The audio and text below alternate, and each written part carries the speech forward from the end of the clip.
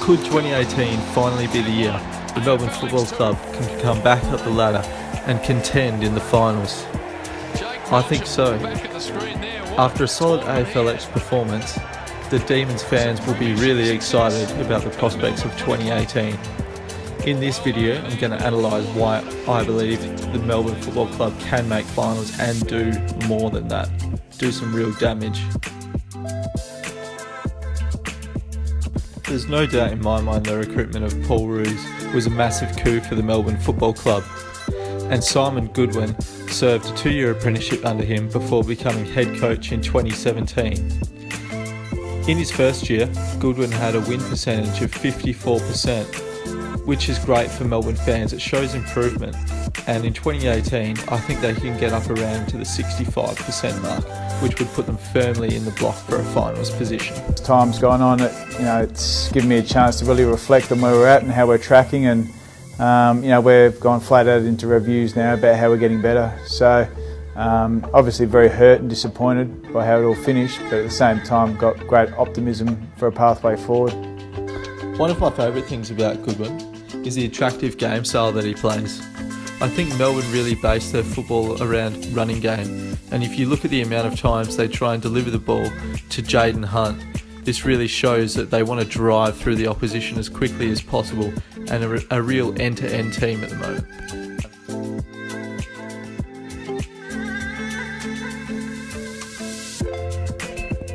For me, there's 4 standout players for Melbourne at the moment, and probably the most standout for them right now is Clayton Oliver, who's only a young man going into his 3rd season, but last year was 1st for total handballs in the AFL, 6th for total tackles, ranked 3rd for total contested possessions, and 7th for total clearances, meaning he's an absolute A+ inside midfielder at the moment. I think the best statistic though for Clayton Oliver is the fact that he's 4th for effective disposals per game. Every time Clayton gets the ball, it's going to a Melbourne player, which allows them to really drive quickly up the ground through players like Hunt and Jetta, and allows them to play the attacking game style that they want to play. Another key player for Melbourne is the forward Jesse Hogan, who had a horror 2017 because of off-field issues. But everyone knows how capable he is. He scored 105 goals in his first 51 games, which is really outstanding for a young key forward. And in 2015, he was 3rd for contested marks, and in 2016 he was 9th for contested marks, which shows what a beast he is around the contest. Melbourne will need to kick goals if they want to do well this season, and the forward line, apart from Petraka and Hogan, is probably one area they're slightly weaker in, so they really need those 2 players, particularly Hogan, to stand up this year if they want to do anything. Another player who didn't have his greatest 2017 but is a key player for Melbourne is Max Gawn. He missed a large part of last year through injury and was ranked 7th in hitouts per game, but in 2016 ranked 1st in hitouts per game, showing that when he's on his game he can be a beast ruckman. In 2016 he was also 7th for contested marks in the AFL. He's a really athletic ruckman and he's good everywhere around the ground, so I think if he's up and about, Melbourne are going to be hard to beat, especially with all those really good young clearance players that they've got at the moment. The last player, who I think is a real key for Melbourne at the moment, is Jack Viney, the young captain. In 2017, Jack was 6th in the AFL for tackles and 11th for clearances.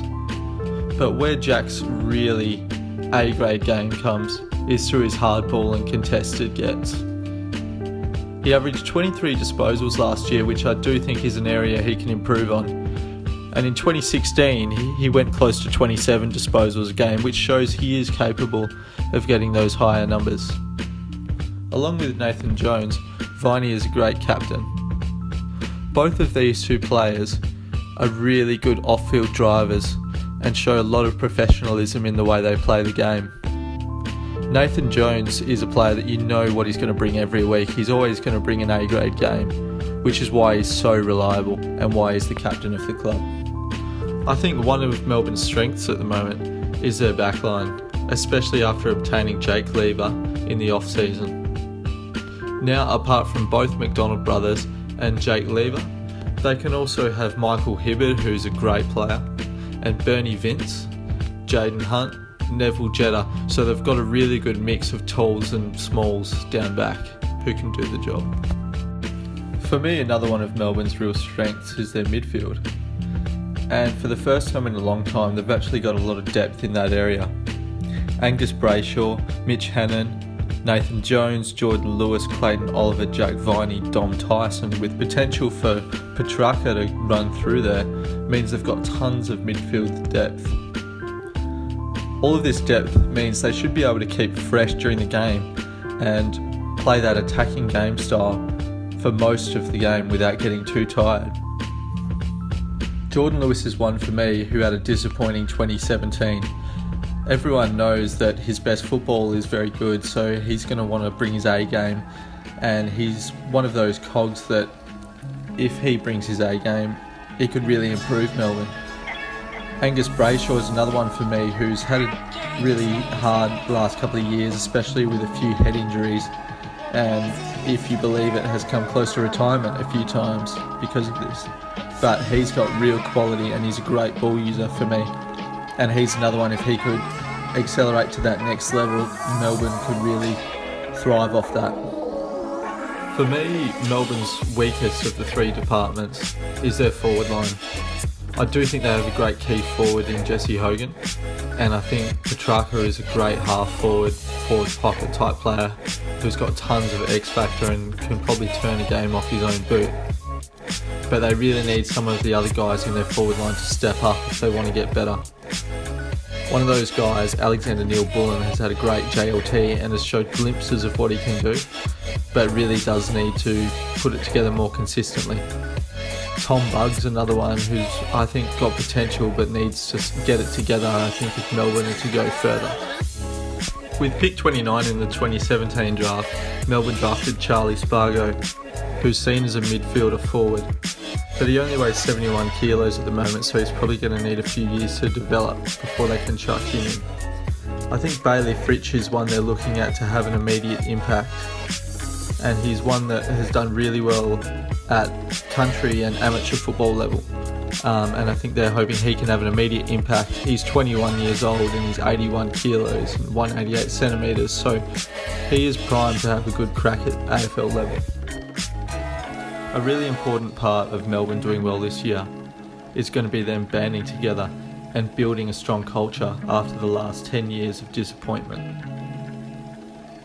I think there was concerns following the Melbourne pre-season training camp when the players went to the AFL Players Association and demanded that the camp be called off, leaving Melbourne having to pay a $15,000 deposit.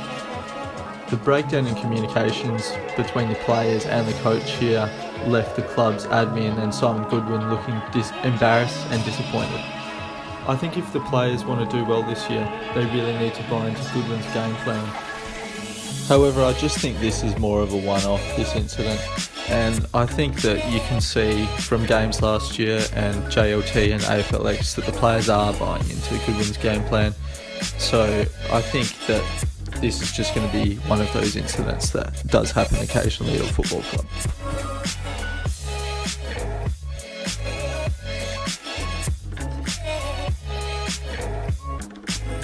To summarise, I think Melbourne will play finals in 2018, and I think they could do alright. I think I've shown they've got depth in multiple positions around the ground, and they've got a lot of talent.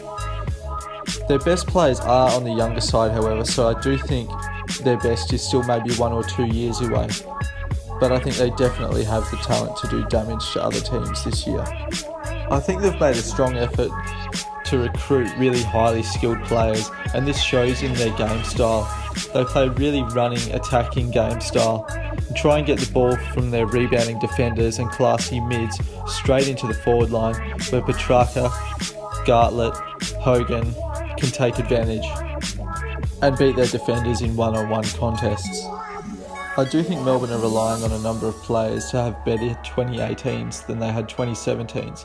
Guys like Jordan Lewis, Max Gawn, Angus Brayshaw are real key players and real driving factors in Melbourne going up the ladder. So I think if they want to do well, they need these guys to be more up and about than they were in previous years.